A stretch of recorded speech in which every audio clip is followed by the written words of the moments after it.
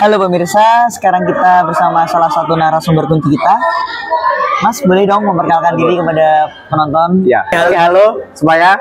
Nama saya Ramzi Magomta sebagai Ketua Umum OSIS periode 2023-2024. Wah, keren banget nih sebagai Ketua Umum OSIS terpilih periode 2023-2024. Boleh dong Mas diceritakan bagaimana perjalanan Mas Ramzi untuk menggapai cita-cita menjadi Ketua Umum OSIS periode 2023-2024? Ya, mungkin kalau bisa dibilang ini merupakan cita-cita, ya pastilah siapa sih yang nggak mau jadi Ketua Umum OSIS gitu kan.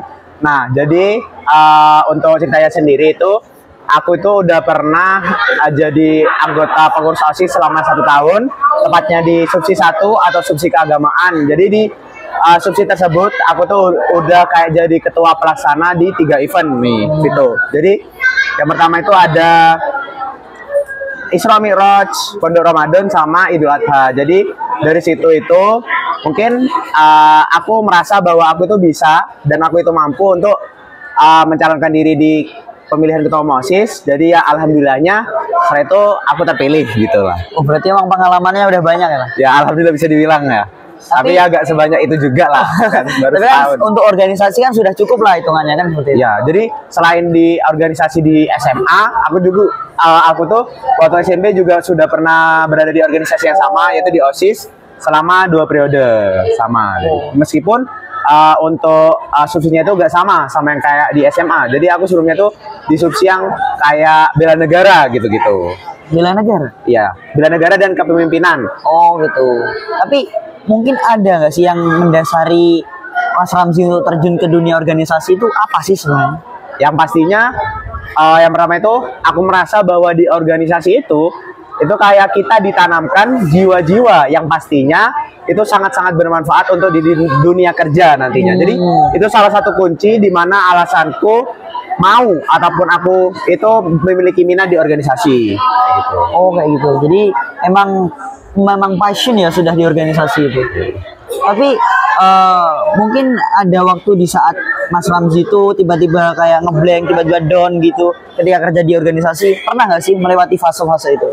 Kalau kayak fase-fase down gitu, siapa sih yang nggak pernah? Kan pasti di organisasi itu pasti ada rasanya, pasti kayak capek ngejalanin event, mikirnya susah, terus ngejalaninnya berat gitu-gitu kan.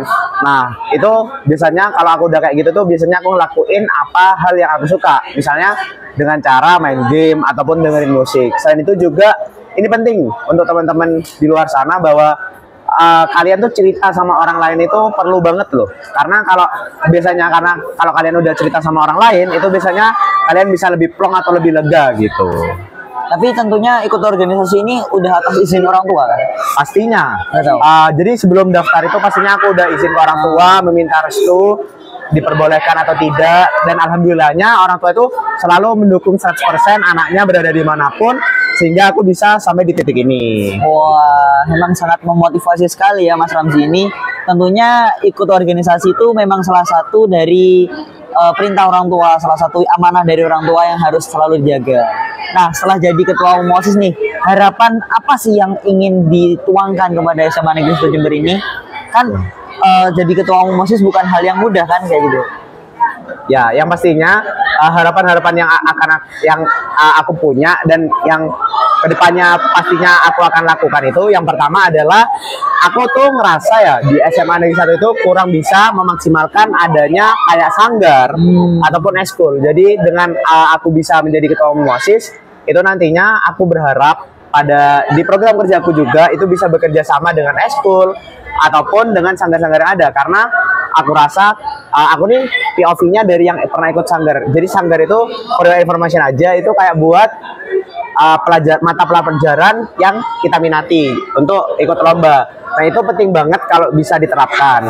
Jadi sebelum kita ikut lomba itu biasanya pembinaan, tapi pembinaannya itu meskipun ikut lomba itu bisa juga pembinaan. Jadi itu bisa membuat siswa itu lebih bisa mendalami tentang mata pelajaran tersebut. Jadi seperti kayak keseharian gitu lah. Ya. Waktu tambahan untuk mata pelajaran tertentu lah. Ya. Selain itu juga aku berharap buat nanti OSIS kedepannya itu OSIS bisa menjadi wadah bagi para siswa pastinya untuk berprestasi, juga untuk berorganisasi. Dalam menggapai tujuan itu, tentunya kan ada step by step nih, langkah demi langkah yang harus ditempuh. Apa sih yang menjadi langkah demi langkah dari sang Ramzi? Oh ya, jadi buat langkah-langkah untuk mewujudkan harapanku tadi, yang pertama pastinya kita harus bisa kayak diskusi dulu lah di internalnya OSIS.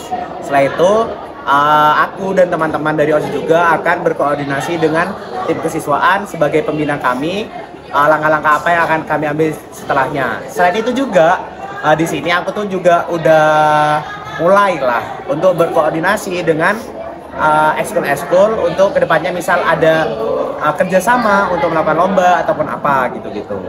Wah, tentunya memang langkah demi langkah itu perlu dikoordinasikan kepada pembina ya. Ya.